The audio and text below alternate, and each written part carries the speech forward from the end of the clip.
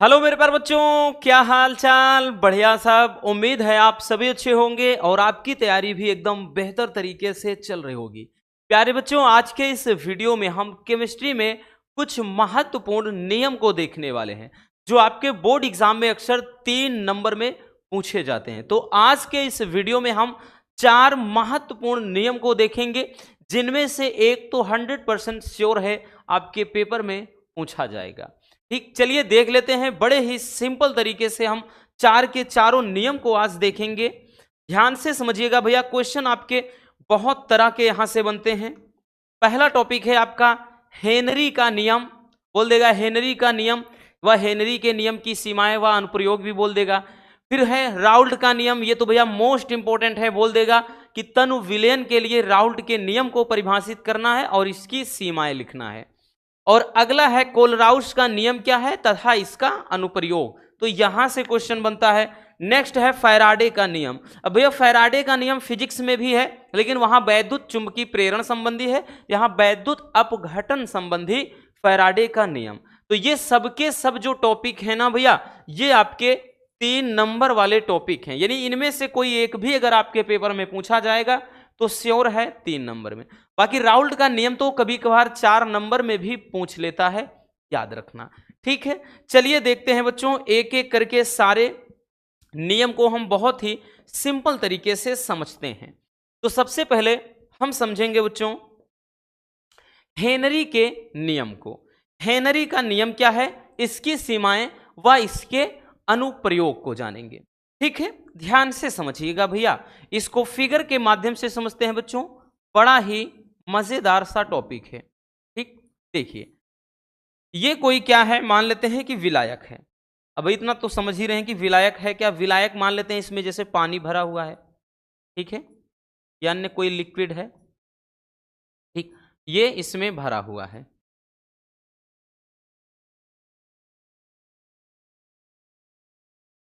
इसमें क्या है, कोई विलायक है। ठीक, हमने बताया ना कि भाई इसको क्या कहते हैं, ये विलायक है। लाइक दैट मान लेते हैं पानी है। ठीक, तो इसमें हम क्या कर रहे हैं कि मान लेते हैं कि भैया इसमें बाहर से कोई गैस अपन क्या कर रहे हैं, इसमें खोल रहे हैं यानी मिक्स कर रहे हैं। ठीक है, इसमें बाहर से हम कोई गैस मिक्स कर रहे हैं। ठीक, जैसे फॉर एग्जांपल ले लेते हैं कि O2 है, ऑक्सीजन है। ठीक है, इसमें ऑक्सीजन मान लेते हैं गैस है, मिक्स कर रहे हैं, इसमें ध्यान देना। अब एक चीज ध्यान से समझिएगा बच्चों, देखिए हेनरी का नियम कहता क्या है। हेनरी का नियम यह कहता है कि स्थिर ताप पर यहां पर जो टेम्परेचर हो वो क्या हो, कांस्टेंट हो। क्या हो भैया, कांस्टेंट। ठीक, तो स्थिर ताप पर किसी गैस की द्रव में विलेयता, ये यहां पर एक गैस है भैया, O2 गैस है। तो किसी गैस की जो द्रव में ये विलय आप कर रहे हैं, घोल रहे हैं ना, किसी गैस की जो द्रव में विलेयता होती है वो गैस के दाब के समानुपाती होती है या अनुक्रमानुपाती होती है। ये हेनरी का नियम कहता है। ठीक है, नहीं समझ में आया। देखिए क्या बोल रहा है कि स्थिर ताप पर, तापमान में मतलब कोई भी बदलाव ना, कांस्टेंट रहे, टेम्परेचर नियत रहे। तो स्थिर ताप पर किसी गैस की जो द्रव में घुलने की क्षमता होती है, यानी जो विलेयता होती है, वो इस दाब के समानुपाती होती है। कहने का मतलब है बच्चों, जो घुली हुई गैस की मात्रा है वो किसके समानुपाती है, प्रेशर यानी दाब के। ठीक, एम क्या है, घुली हुई गैस की मात्रा। क्या है, घुली हुई गैस की मात्रा है।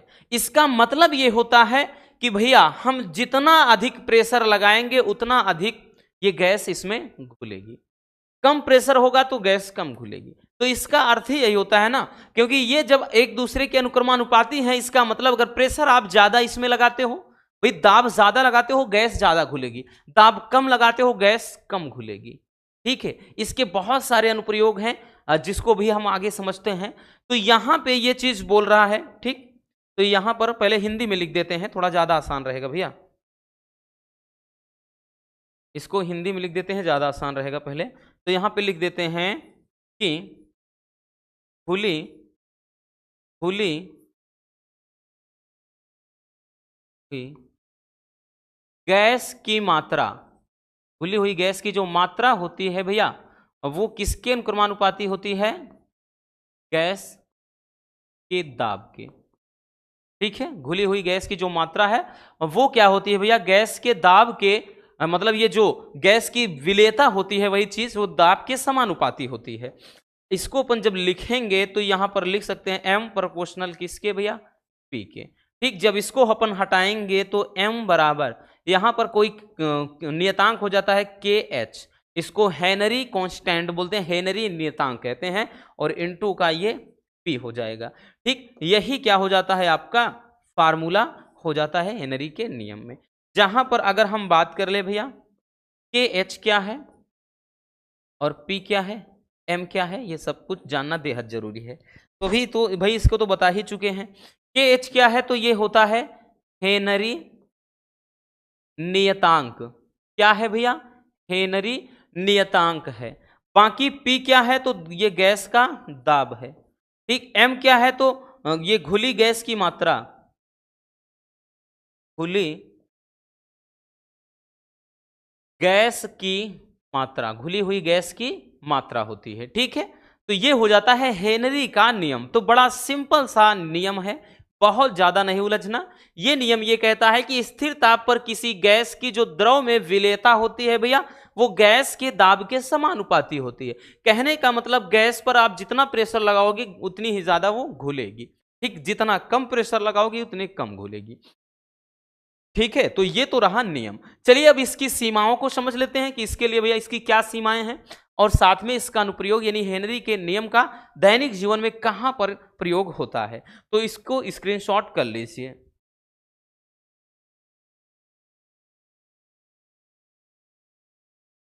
हो गया भैया, चलिए आगे चलते हैं बबुआ। अब देखते हैं हेनरी के नियम की सीमाएं। हेनरी के नियम की सीमाएं, ठीक, तो पहला है यह तनु विलयन पर लागू होता है। मतलब ये सांद्र विलयन पर लागू नहीं होता है, सांद्र विलयन पर हेनरी के नियम का पालन नहीं होगा। दूसरा है कि हेनरी का नियम निम्न दाब व उच्च ताप पर कार्य करता है, निम्न दाब और उच्च ताप पर कार्य करता है, दूसरा नियम। तीसरा है यह नियम उन गैसों पर लागू नहीं होता है जो विलायक से क्रिया करते हैं। ठीक है, नहीं करते होगा, मतलब यह उन गैसों पर लागू, मतलब उन गैसों पर लागू होता है जो विलायक से, हाँ ठीक है, मतलब अगर यहां पर नहीं होता तब ठीक। तो यह उन गैसों पर लागू होता है जो विलायक से क्रिया नहीं करते हैं, इतना याद रखना। तो ये हेनरी के नियम की सीमाएं हो गया। अब हेनरी के नियम का अनुप्रयोग सबसे ज्यादा पूछता है। हेनरी का नियम क्या है, इसके अनुप्रयोग बहुत पूछता है बबुआ, ध्यान देना। अब देखिए हेनरी के नियम का अनुप्रयोग यानी अगर हम बात कर लें तो दैनिक जीवन में कहां पर हेनरी के नियम का पालन होता है। पहला, गोताखोर द्वारा सांस लेने में। तो जो गोताखोर होते हैं, अब गोताखोर क्या है भैया? जो समुद्र में, ठीक, या फिर पानी में गहराई तक जाते हैं, ठीक है, कोई खजाना वगैरह ढूंढने या अन्य चीजों के बारे में पता लगाने के लिए, तो वो होते हैं गोताखोर। ठीक, तो उनके द्वारा, क्योंकि वहां पर बात कर ले भैया तो वहां पर जो भी मतलब सांस लेने के लिए प्रयोग होता है, जो टैंक इस्तेमाल करते हैं, जो जाते हैं, तो वो हेनरी के नियम का ही पालन वहां पर होता है। दूसरा है शीतल पेय पदार्थ के उत्पादन में। तो जो भी होता है ना 5 रुपए ग्लास शीतल पेय पदार्थ, है ना, ये गांव मोहल्ले में गलियों में ऐसे ही क्या चिल्लाते हुए बेचते हैं। तो जो भी शीतल पेय पदार्थ होते हैं लाइक दैट, चाहे थम्सअप है, कोका कोला है, स्प्राइट है, एक माउंटेन ड्यू है, वॉट एवर, बहुत सारे मार्केट में उपलब्ध हैं। तो उनमें जो गैस मिक्स होती है अंदर, जो CO2 गैस होती है भैया, तो वो हेनरी के नियम के ही पालन से उसमें उसका प्रयोग किया गया है। क्योंकि उसको जैसे ही झकझोर के इधर उधर करके आप ढक्कन खोल दो, यूं हुर्र करके सारी गैस बाहर निकल जाती है। ठीक है ना, वो चीज होता है। तो कहने का मतलब उसमें जो गैस भरी होती है इसी नियम पर, वही आदमी जब पीता है फिर डकार के माध्यम से CO2 फिर से बाहर आ जाती है, आदमी बोलता है वाह पेट को बड़ा राहत मिल गया। लेकिन ये नहीं पता कि CO2 गैस होती है। तो भैया CO2 गैस वैसे भी हमारे शरीर में नहीं रह सकती। CO2 गैस फुलाने वाली गैस है, अगर अंदर है तो समझो आपको फुला देगी, यानी आपको ही गैस की प्रॉब्लम हो जाएगी। इसीलिए वही गैस रिटर्न होकर डकार के माध्यम से नाक से मुंह से बाहर आ जाती है। ठीक, जो कोका कोला वगैरह पीते हैं, तो यहां पर भी इसका इस्तेमाल होता है। अगला, फेफड़ों की क्रियाविधि। तो फेफड़ों में जो भी एक्टिविटीज होती है तो फेफड़ों की क्रियाविधि में जो मतलब O2 CO2 का आना जाना लगा रहता है, तो ये किसके द्वारा? हेनरी के नियम। नेक्स्ट है कि पहाड़ों पर जो पर्वतारोही होते हैं उनके द्वारा सांस लेने में, तो वो भी, क्योंकि भाई जैसे ही आप ऊपर जाएंगे तो प्रेशर हमेशा मतलब उतार चढ़ाव रहेगा, ठीक है, तो वहां पर अधिक दाब हो जाता है, तो इसीलिए वहां ऑक्सीजन लेवल कम होने लगता है। यही कारण है कि पहाड़ों पर जो खाना है जल्दी पक जाता है, ठीक है, प्रेशर कुकर में। तो याद रखना, तो ये सब जगह पर हेनरी के नियम का पालन होता है। तो ये रहे भैया हेनरी के नियम के अनुप्रयोग। चलिए बबुआ जल्दी से इसको भी स्क्रीनशॉट कर लीजिए।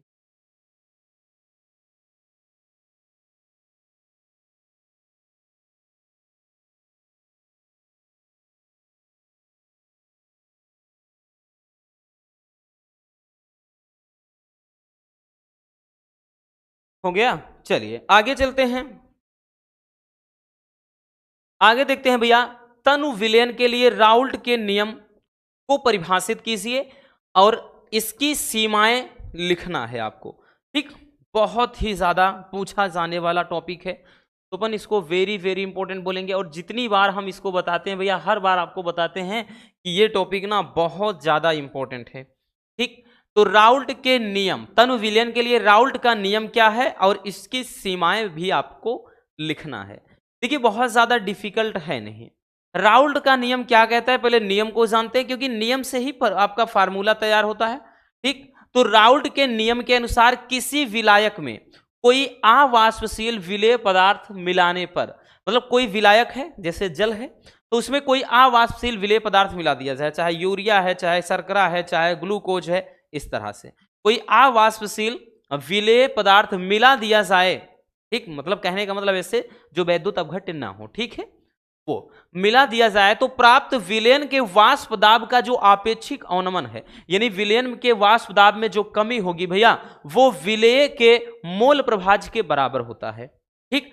तो यहां पर क्या कह रहा है कि जो वाष्प दाब में आपेक्षिक अवनमन होगा, वाष्प दाब में आपेक्षिक अवनमन, आपेक्षिक अवनमन, वाष्प दाब में आपेक्षिक जो अवनमन होगा भैया, वो किसके, एक मिनट थोड़ा इधर से लिखते हैं,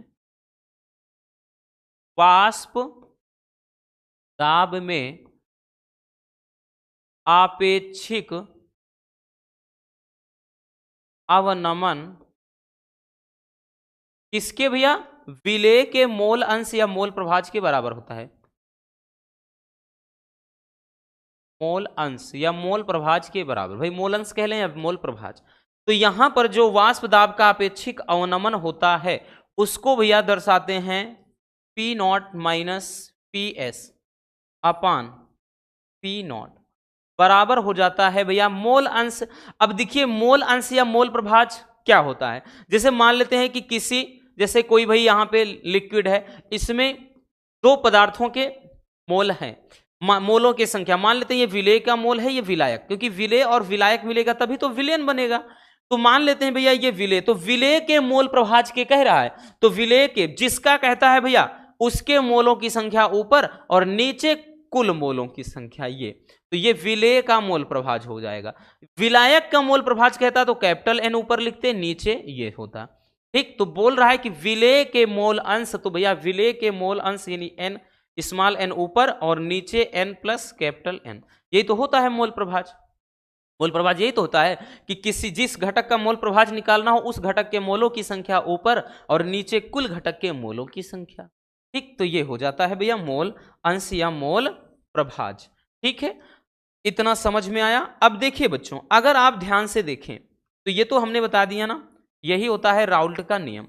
अब तनु विलयन के लिए बोल रहा है, तो यहां पर हम लिखेंगे कि तनु विलयन के लिए, तनु विलयन के लिए। अब तनु विलयन के लिए चलता क्या है भैया, ध्यान से समझना। तनु विलयन के लिए बच्चों होता क्या है, तो तनु विलयन में जो ये विलेय की मात्रा है वो समझो एकदम ना के बराबर हो जाती है, यानी ऐसे केसेस में जो n is more less than capital N, यानी जो n का स्मॉल n का मान है वो कैपिटल N से बहुत छोटा हो जाता है। तो ऐसे केसेस में भैया, फिर ऐसे केसेस में क्या होता है बच्चों, देखिए ऐसे केसेस में आपका जहां पर n प्लस ये है, ये बराबर किसके, क्योंकि इसके n के मान अगर हम 0 रख दें या तो केवल और केवल कैपिटल N बचेगा, तो इसके स्थान पे केवल कैपिटल N आ जाएगा। ठीक, ये चीज तो तनु विलयन के लिए ये चीज होगा। तब आपका ये जो फार्मूला बनेगा भैया, ये फार्मूला कुछ इस तरह से बन जाएगा। क्या चीज, तो ये हो जाएगा P नॉट माइनस का PS अपान P नॉट बराबर, भैया यहां पर n है स्मॉल वाला, नीचे कैपिटल N है। अब n है क्या, स्मॉल n क्या है, विलेय के मोलों की संख्या। मोलों की संख्या बराबर फार्मूला क्या होता है, भार बटे अणुभार, ये चीज। इसी तरह कैपिटल N का मतलब विलायक के मोलों की संख्या। भाई विलायक हो तब भी मोलों की संख्या, इसमें भी वही भार बटे अणुभार, तो अब की बार ये कैपिटल W अपान कैपिटल M हो जाएगा। तो यही चीज हम यहां पर क्या करेंगे, अब पुट कर देंगे भैया। तो ये आपका फार्मूला क्या हो जाएगा बच्चों, P नॉट माइनस का PS अपान P नॉट बराबर का, ये n बराबर हमने बताया ना कि इसके बराबर W बाई M लिख देंगे, और यहां पर कैपिटल N है तो कैपिटल W अपान कैपिटल M हो जाएगा। या इसको अगर सही से लिखेंगे P नॉट माइनस का PS अपान P नॉट बराबर, ये हो जाएगा W बाई M, और ये गुणे करके ये ऊपर चला जाएगा M अपान नीचे कैपिटल W। ठीक, तो राउल्ट का नियम भैया यही हो जाएगा तनु विलयन के लिए राउल्ट का नियम। क्या हो जाएगा बच्चों, राउल्ट का नियम। ठीक, तो यही होता है राउल्ट का नियम। जहां पर अगर देखिए सैंबल अगर जानना है भैया, जरूरी है P नॉट क्या है और उसके बाद PS क्या है, ये जानना बेहद जरूरी है। तो भैया देखिए P नॉट जो होता है इसको बोलते हैं, ये होता है शुद्ध विलायक का वाष्प दाब। शुद्ध विलायक का वाष्प दाब, शुद्ध विलायक का वाष्प दाब होता है बच्चों। और PS क्या है, विलयन का वाष्प दाब। S का मतलब सॉल्यूशन, विलयन का वाष्प दाब, विलयन का वाष्प दाब। अब उसके बाद भैया जो स्मॉल W है ना बच्चों, इसको विलेय का भार कहेंगे, और स्मॉल M है तो विलेय का अणुभार कहेंगे। अब स्मॉल W है तो विलायक का भार कहेंगे, इस मतलब सॉरी कैपिटल W है तो विलायक का भार कहेंगे, और कैपिटल M है तो विलायक का अणुभार कहेंगे। ठीक, तो ये ध्यान देना, स्मॉल वाला विलेय का है और कैपिटल वाला विलायक का है। ठीक, तो ये हो जाएगा भैया तनु विलयन के लिए राउल्ट का नियम। इस पे न्यूमेरिकल भी बच्चों इस फार्मूले पर पूछे जाते हैं, और 24 में भी पूछा गया है न्यूमेरिकल। हम हमेशा से बोलते हैं, जितनी बार बताया हो, ठीक, हमेशा से ये बात जरूर बोलते हैं, इंपॉर्टेंट बहुत ज्यादा है ये फार्मूला, और उतना ही इंपॉर्टेंट नियम भी। अगर नियम नहीं पूछा तो 3 ही नंबर में आपका इस फार्मूले पर कोई न्यूमेरिकल जरूर दे देगा।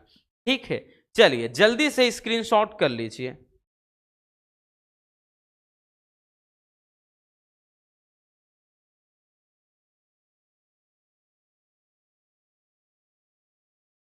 हो गया ना। चलिए अब देखते हैं भैया हम राउल्ट के नियम की सीमाएं। तो राउल्ट के नियम की सीमाओं को अपन समझेंगे। राउल्ट के नियम की सीमाएं क्या है, यानी राउल्ट का नियम भाई कब सही होता है, या राउल्ट का नियम कब कहलाएगा। तो देखिए यह नियम तनु विलयन पर लागू होता है, पहली चीज। ये सांद्र विलयन पर यह भी नहीं लागू होगा, जिस तरह से हेनरी के नियम में आपने देखा। दूसरा है भैया, यह नियम केवल अवाष्पशील पदार्थों के विलयन पर ही लागू होता है। ठीक, यानी वाष्पशील अवाष्पशील में हमें बताया, जैसे भैया आपका हो गया यूरिया हो गया, ग्लूकोज हो गया, शर्करा हो गया, मतलब इस तरह से। नेक्स्ट है कि वैद्युत अपघट्ट के विलयन पर यह नियम लागू नहीं होता है। तो मतलब वैद्युत अपघट्ट में कौन आएगा, जैसे NaCl हो गया, KCl हो गया, H2SO4 हो गया, उसके बाद HCl हो गया, ये वैद्युत अपघट्ट हैं। तो इनका अगर विलयन है तो इस पर राउल्ट का नियम लागू नहीं होगा भैया। तो वैद्युत अपघट्ट के विलयन पर यह नियम लागू नहीं होता है। नेक्स्ट है कि विलयन में वियोजित होने वाले पदार्थों के विलय राउल्ट के नियम का पालन नहीं करते हैं। मतलब वही चीज अभी जैसे हमने क्या बताया, NaCl भैया इसका वियोजन अगर करना है तो हमको मालूम है Na प्लस में टूटेगा और Cl माइनस में टूटेगा। तो भैया वही चीज कह रहा है कि विलयन में वियोजित होने वाले, भाई इसको अगर हम घोल देंगे तो Na प्लस में टूटेगा, Cl माइनस में। तो वही कह रहा है ना कि वियोजित होने वाले पदार्थ के विलेय जो हैं वो राउल्ट के नियम का पालन नहीं करते हैं। ठीक है, आई बात समझ में? चलिए बच्चों जल्दी से इसको भी स्क्रीनशॉट कर लीजिए।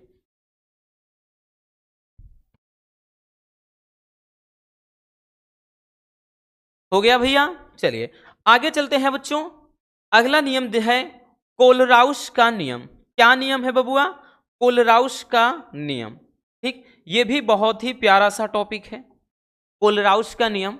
इसको भी अपन वेरी वेरी इंपॉर्टेंट बोलेंगे, हर साल पूछता है। अब भाई चाहे जिस सेट में आ जाए लेकिन पूछता जरूर है हर साल।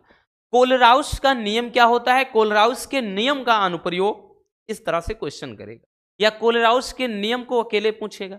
बट अगर अनुप्रयोग और नियम दोनों पूछ ले परिभाषा के साथ तो भैया 3 नंबर में, नहीं तो ये 2 नंबर में बन जाता है अगर केवल नियम पूछ ले। तो हम दोनों समझेंगे। तो सबसे पहले जान लेते हैं कोलराउस का नियम कहता क्या है। कोलराउस का नियम क्या कहता है उसको समझने से पहले भैया थोड़ा हमको इसको समझना पड़ेगा। कोलराउस का नियम समझना है तो इसको समझना पड़ेगा। जैसे मान लेते हैं भैया इसमें क्या है, ये सॉल्यूशन है, ठीक, कोई विलयन है।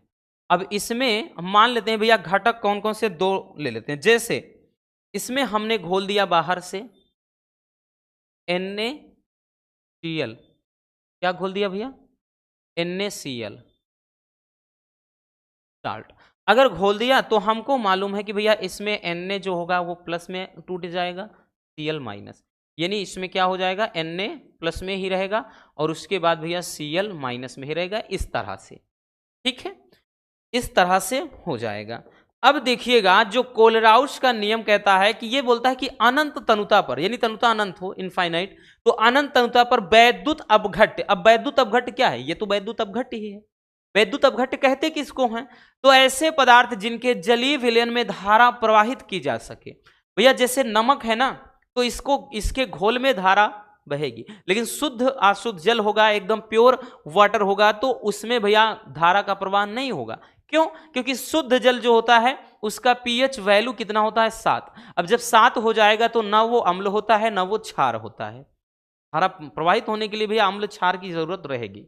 तो यहां पर वही चीज होता है कि भाई शुद्ध जल में नहीं बहेगी, लेकिन जैसे ही उसमें साल्ट नमक घोल दोगे धारा का प्रवाह शुरू हो जाएगा, क्योंकि उसमें क्या है, ये भाई जो आयन है वो टूटकर वियोजित हो जाएंगे और इससे चालकता यानी इसकी बढ़ जाएगी। ठीक है, तो ये नियम क्या कह रहा है कि इस नियम के अनुसार अनंत तनुता पर किसी वैद्युत अपघट्य, जैसे इसकी जो मोलर चालकता है, तो जैसे हमने बताया ना मोलर चालकता को दर्शाते हैं यहाँ पे लैम्डा m।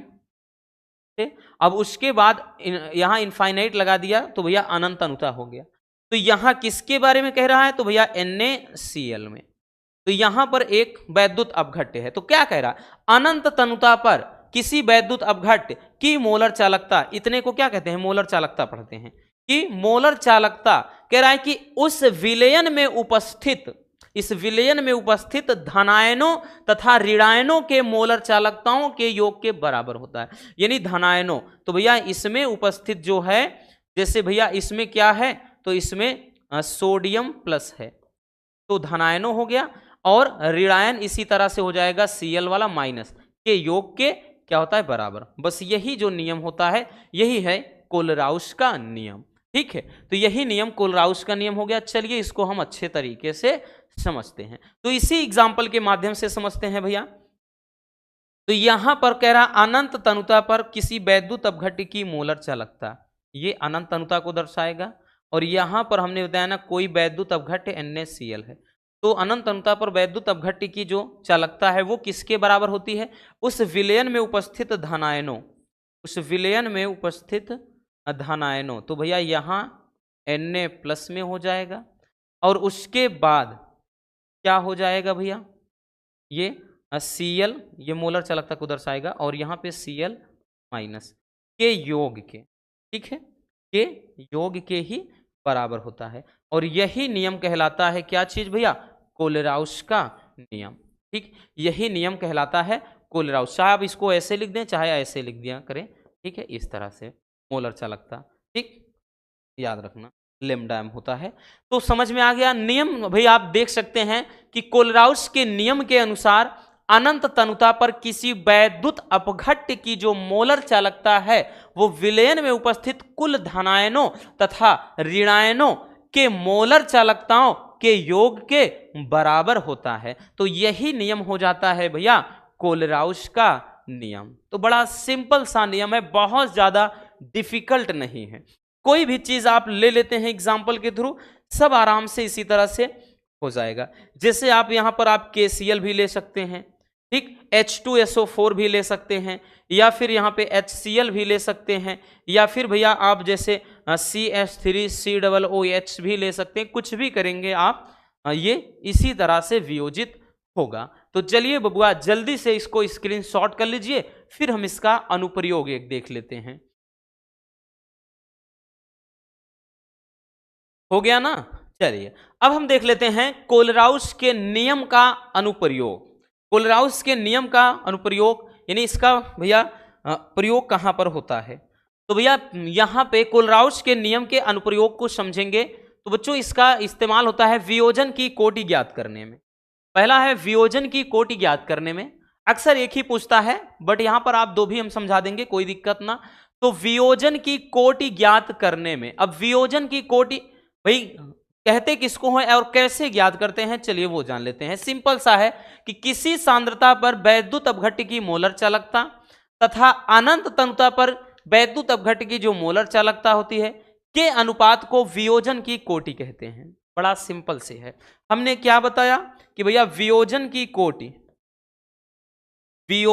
कोटि कैसे ज्ञात करते हैं? वियोजन की कोटि बराबर क्या कह रहा है? किसी सांद्रता पर वैद्युत अपघट्य की मोलर चालकता, किसी सांद्रता पर वैद्युत अपघट्य की मोलर चालकता, किसी सांद्रता पर वैद्युत अपघट्य की मोलर चालकता और उसके बाद भाई किसका अनुपात? तो अनंत तनुता पर वैद्युत अपघट्य की मोलर चालकता, अनंत तनुता पर वैद्युत अपघट्य की मोलर चालकता, अपघट्य की मोलर चालकता के अनुपात को ही क्या कहते हैं? वियोजन की कोटि कहते हैं। तो भैया यही फार्मूला होता है। बाकी बच्चों जगह यहां पर है तो यहां पर हम थोड़ा समझा देते हैं। इसको वियोजन की कोटि को दर्शाते किससे हैं? तो वियोजन की कोटि को दर्शाते हैं भैया अल्फा से। अल्फा बराबर किसी सांद्रता पर वैद्युत अपघट्य की मोलर चालकता, तो भैया हम लेमडा लिखेंगे और कह रहा है कि किसी सांद्रता पर, तो भैया यहां पर देखिए लेमडा एम लिख दिया तो ये मोलर चालकता है, तो यहां सी लगा दिया किसी सांद्रता पर, और नीचे कह रहा है कि अनंत तनुता पर, तो भैया हम नीचे क्या लगा देंगे? इनफाइनाइट वाला लगा देंगे। ठीक, तो यही इन दोनों का जो रेशियो हो जाता है, इन दोनों का जो अनुपात हो जाता है, इसी को कहते हैं भैया वियोजन की कोटि। तो कोलराउस के नियम के द्वारा हम वियोजन की कोटि ज्ञात कर सकते हैं। और इसके अलावा एक जो होता है वैद्युत जो दुर्बल वैद्युत अपघट्य होते हैं उनकी मोलर चालकता, जैसे में CH3COOH, इसकी अगर मोलर चालकता ज्ञात करना है तो जैसे भी हम परिभाषा में देखें पूरा NaCl को लेकर, तो आप इसी को यहां पर एग्जाम्पल ये मानकर लगा दोगे, वही लिख दोगे, तो वो दूसरा हो गया। ठीक, तो पहला वियोजन की कोटि ज्ञात करने में, दूसरा दुर्लभ या दुर्बल वैद्युत अपघट्य की मोलर चालकता ज्ञात करने में। ठीक, तो आप एक ही याद रखो, बहुत है। चलिए जल्दी से इसको भी स्क्रीनशॉट कर लीजिए। हो गया ना भैया? चलिए आगे चलते हैं बच्चों। अगला टॉपिक है वैद्युत अपघट्य संबंधी या अपघटन संबंधी। ठीक, वैद्युत अपघटन संबंधी या अपघट्य संबंधी फैराडे का नियम लिखना है। काफी प्यारा सा ये टॉपिक है, बहुत ज्यादा डिफिकल्ट नहीं है। अब इसको भी थोड़ा ध्यान से समझिएगा। तो वैद्युत ये अपघटन संबंधी फैराडे के दो नियम हैं। तो प्रथम नियम, फिर हम समझेंगे द्वितीय नियम। प्रथम नियम के भाई समझने से पहले आप थोड़ा फिगर को समझना होगा। जैसे ये अर्धशिल है, और भाई शिल में होता क्या है, तो शिल में आपको पता है भैया होता क्या है, इसमें होता क्या है, तो यहां पर ध्यान देना, यहां पर भैया इलेक्ट्रोड हैं, ठीक। धातु की छड़ को क्या कहते हैं, इलेक्ट्रोड कहते हैं। तो यहां पर धातु की छड़ है, तो भैया इसको कहते हैं इलेक्ट्रोड। क्या कहते हैं बच्चों, इलेक्ट्रोड कहते हैं। तो यहां पर क्या है, इलेक्ट्रोड है, और उसके बाद यहां पर पूरा सॉल्यूशन भरा हुआ है, ठीक। तो अब देखिएगा, ये जो वैद्युत अपघटन संबंधी फैराडे का पहला नियम है वो क्या बोलता है, ध्यान समझिएगा। इस नियम के अनुसार वैद्युत अपघटन के समय, अब वैद्युत अपघटन किसे कहेंगे, जैसे NaCl का घोल है, जैसे ही आप इसमें धारा का प्रवाह करते हो तो भैया इसका हो जाता है अपघटन, Na+ में टूटेगा Cl- में, ठीक, अपघटन हो जाएगा। तो इस घटना को ही कहते हैं वैद्युत अपघटन। तो वैद्युत अपघटन के समय, यानी जब ये आयनों में वियोजित होगा वैद्युत अपघट, उस दरमियान इलेक्ट्रोड पर मुक्त हुई पदार्थ की मात्रा, यानी ये जो इलेक्ट्रोड है, अब भैया जिस पे प्लस आयन होगा वो एनोड कहलाएगा, और जिस पे माइनस चार्ज होगा वो कैथोड कहलाएगा। तो इलेक्ट्रोड पर मुक्त हुई पदार्थ की जो मात्रा होती है वो उसमें प्रवाहित आवेश की मात्रा के समानुपाती होती है। किसके, आवेश। तो यहां पर यह बोल रहा है कि वैद्युत अपघटन के समय इलेक्ट्रोड पर मुक्त हुई जो पदार्थ की मात्रा होती है, पदार्थ की मात्रा जो होती है भैया, वो किसके अनुक्रमानुपाती होती है, तो ये प्रवाहित आवेश की मात्रा के, आवेश की मात्रा के।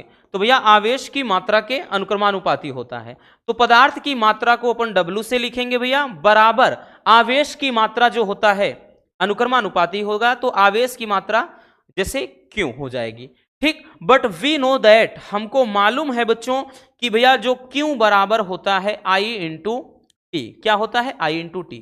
भाई यहां पे आप स्मॉल Q ले लें या कैपिटल Q, ये मैटर नहीं करता, बट Q बराबर I × T होता है, हमको मालूम है। तो भैया अगर हम यहां पे इसको रख देते हैं बच्चों, तो ये क्या हो जाएगा, W बराबर, मतलब ये W, ये प्रोपोर्शनल किसके, इसके स्थान पे I × T लिख देंगे। बट ये जो अनुक्रमानुपाती का चिन्ह है, अगर अपन इसको भी हटा देते हैं तो ये फार्मूला बन जाएगा W बराबर यहां पर एक नियतांक आ जाएगा, उसको अपन Z से लिखेंगे, Z × I × T, ठीक। Z × I × T, यही फार्मूला हो जाएगा। तो ये जो फार्मूला होता है इस पे भी न्यूमेरिकल बनते हैं 100%। अब बच्चों आपके भैया ध्यान देना, हर साल किसी न किसी सेट में इस पे भी न्यूमेरिकल छोटा सा आता है।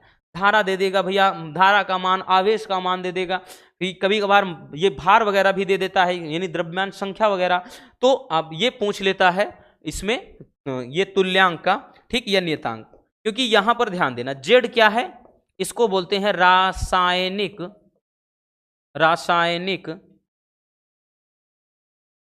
क्या बोलते हैं, रासायनिक तुल्यांक, रासायनिक तुल्यांक या रासायनिक सेल स्थिरांक बोलते हैं। रासायनिक तुल्यांक होता है जेड, ठीक। आई जान ही रहे हैं धारा है, टी समय है, डब्ल्यू क्या है, पदार्थ की मात्रा है।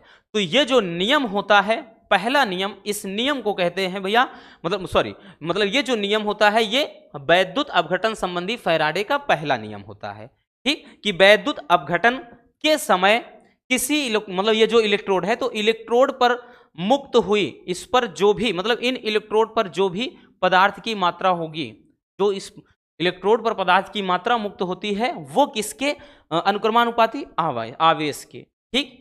तो यहां से भैया हमने ये फार्मूला प्राप्त कर लिया, है ना, सिंपल सा। चलिए बच्चों जल्दी से इसको स्क्रीनशॉट कर लीजिए।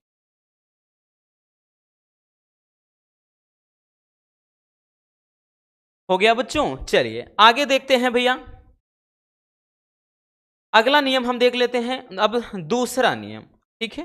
वैद्युत अपघटन संबंधी फैराडे का द्वितीय नियम समझ लेते हैं। तो ये भी बहुत ही इंपॉर्टेंट है। देखिए कभी कभार अलग अलग पूछता है, बट अलग अलग जो पूछेगा जब भी 2 नंबर का, जैसे प्रथम नियम कभी कभार पूछ लेता है तो 2 नंबर का, अलग से पूछ लिया द्वितीय नियम तब भी 2, बट अगर दोनों पूछ लेगा भैया 3 नंबर का क्वेश्चन बनता है, ठीक। अब देखिएगा ये जो दूसरा नियम है वो क्या कहता है, ध्यान से समझना। देखिए हम मान लेते हैं कि अब की बार हम यहाँ पे वैद्युत अपघट्य ले लेते हैं इस तरह से, 2 वैद्युत अपघट्य हैं या 3 भी ले लेते हैं, 4 भी, कोई दिक्कत ना, इस तरह से। ठीक, तो यहाँ पर हम ये इलेक्ट्रोड ले लिए, इसमें भी ये इलेक्ट्रोड हैं, यहाँ पर भी, और ये यहाँ पर, ठीक है। और यहाँ अब देखिएगा, अब मान लेते हैं कि भैया इनका संबंध इससे है, ठीक, इस तरह से। अब यहां पर अब भिन्न भिन्न वैद्युत अपघट्य हो गए, 2 अलग अलग वैद्युत अपघट्य हो गए हैं, ठीक, भिन्न भिन्न वैद्युत अपघट्य हो गए हैं। मान लेते हैं कि इसमें क्या है भैया, इस वाले में ZnSO4 का विलयन है, और इस वाले में बच्चों मान लेते हैं कि जैसे यहाँ पे NaCl का घोल है, ठीक। 2 भिन्न भिन्न वैद्युत अपघट्य हो गए, है ना, भिन्न भिन्न वैद्युत अपघट्य हो गए। तो अब देखिएगा ये जो द्वितीय नियम है, दूसरा नियम है भैया, वो क्या कहता है बच्चों, ये नियम बोलता है, देखिए ये नियम कहता है कि यदि समान वैद्युत धारा समान समय के लिए भिन्न भिन्न वैद्युत अपघट्यों में प्रवाहित की जाए, मतलब भैया जैसे हमने बताया कि इसमें क्या है, समान वैद्युत धारा और किसके, समान समय के लिए, ठीक, समान वैद्युत धारा कह रहा है कि समान समय के लिए 2 भिन्न, मतलब जरूरी नहीं 2 3 है 4 है 5 ऐसे, कह रहा है भिन्न भिन्न वैद्युत अपघट्यों पर जब प्रवाहित की जाती है तो इन इलेक्ट्रोड पर मुक्त हुई पदार्थ की जो मात्राएं होंगी वो तुल्यांकी भारों के समानुपाती होती हैं। मतलब जैसे अब यहां पे ध्यान देना कि अब 2 अलग अलग वैद्युत अपघट्य हैं, तो भैया पहले वाले में पदार्थ की जो मात्रा हो जाएगी, मान लेते हैं ये W1, ये किसके अनुक्रमानुपाती हो जाती है, तो भैया यहां पर इसके तुल्यांकी भार के, तो तुल्यांकी भार को अपन E से लिखते हैं E1 के, ठीक। और इसी तरह से दूसरे वाले में जो पदार्थ की मात्रा हो जाएगी बबुआ, वो क्या हो जाएगा, उसके तुल्यांकी भार E2 के अनुक्रमानुपाती, ठीक। तो यहां पर यही तो बोल रहा है कि समान वैद्युत धारा यदि समान समय के लिए भिन्न भिन्न वैद्युत अपघट्यों में प्रवाहित की जाती है तो इन इलेक्ट्रोडों पर मुक्त हुई पदार्थ की जो मात्राएं हैं वो किसके अनुक्रमानुपाती, तुल्यांकी भारों के, क्योंकि यहां पर E है क्या, E1 E2 तुल्यांकी भार है, W1 W2 क्या है, तो ये भैया क्या है आपके, मतलब इलेक्ट्रोड पर मुक्त हुई पदार्थ की मात्रा है, ठीक, जो भी पदार्थ है उसमें। तो जब इसको लिखेंगे तो भैया इसका अगर हम रेशियो निकाल देते हैं, अगर हम इनका रेशियो निकाल देते हैं तो भैया ये W1/W2 बराबर ये क्या हो जाएगा, ये डायरेक्टली E1/E2 हो जाएगा आराम से, क्योंकि इसके बराबर रखेंगे कुछ ना कुछ कांस्टेंट नियतांक आएगा, तो भैया जब यहां पे रखेंगे कट जाएगा तो केवल E1/E2 आ जाएगा, तो ये फार्मूला हो जाएगा, ठीक। जहां पर ये क्या है भैया, ये भी ध्यान देना, ठीक, जिसमें ये E1 और E2 क्या है, तो ये है, यहां पर दिया गया है तुल्यांकी भार है, ये क्या है, तुल्यांकी भार है, ठीक है। और उसके बाद इसमें जो W1 और W2 है ये पदार्थ की मात्राएं हैं, ठीक, ये पदार्थ की मात्राएं, तो इस पे भी न्यूमेरिकल कभी कभार बन जाता है, ठीक है। तो ये रहा फैराडे के वैद्युत अपघटन संबंधी द्वितीय नियम या तो दूसरा नियम कह लीजिए। चलिए जल्दी से इसको भी स्क्रीनशॉट कर लीजिए। हो गया ना बच्चों, तो बस आज के इस वीडियो में इतना ही। उम्मीद है आपको सबके सभी नियम अच्छे से समझ में आ गए होंगे। अगर वीडियो पसंद आई हो बबुआ तो इस मेहनत के लिए एक लाइक जरूर कर देना, और नए हैं तो चैनल को सब्सक्राइब जरूर कर लीजिए ताकि ऐसे मजेदार टॉपिक आप तक रेगुलर पहुंचते रहें। मिलते हैं किसी और शानदार टॉपिक के साथ। Love you, bye bye, take care. और हाँ, एक प्यारा सा कमेंट बॉक्स में जरूर छोड़ दीजिएगा।